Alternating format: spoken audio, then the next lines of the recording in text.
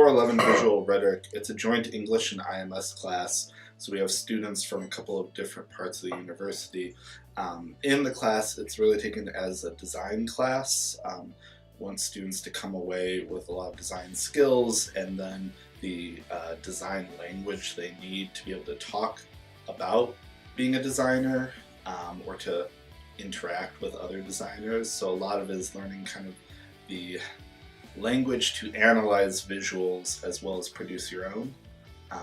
And when you're able to produce your own, then to argue why your visual is cool or looks good or is better than other people's. 411 was a lot about introducing basic Adobe programs and the ways in which you can incorporate that to create like a visual argument rather than a rhetorical argument, which I'm used to as an English major.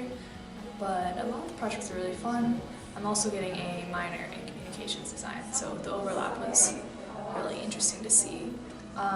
One of my favorite things we actually did was not digital. We did a zine workshop in the Art and Architecture Library, and that one was really cool to like get your hands dirty, work with some more analog processes.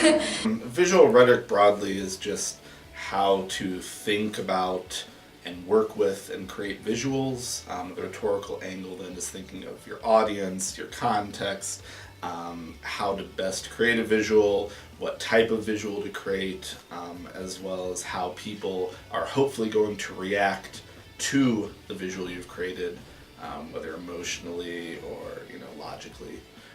So for visual rhetoric, we try to cover a lot of that as the rhetorical grounding, as well as things like art, bit of psychology, and really how people interact with visuals in their kind of daily. Skill-wise, we try to cover a number of things that they can get onto their resumes. So we cover a lot of the Adobe products, so Illustrator, InDesign, Photoshop, so you learn a lot of kind of hands-on, useful production skills. And then again, a lot of that is the terminology. We study design theory, we study accessibility in design, we study design thinking, so that people are able to come away with a very broad vocabulary to again analyze, critique, and then create their own visuals and talk about why their visual is good or why it could be better.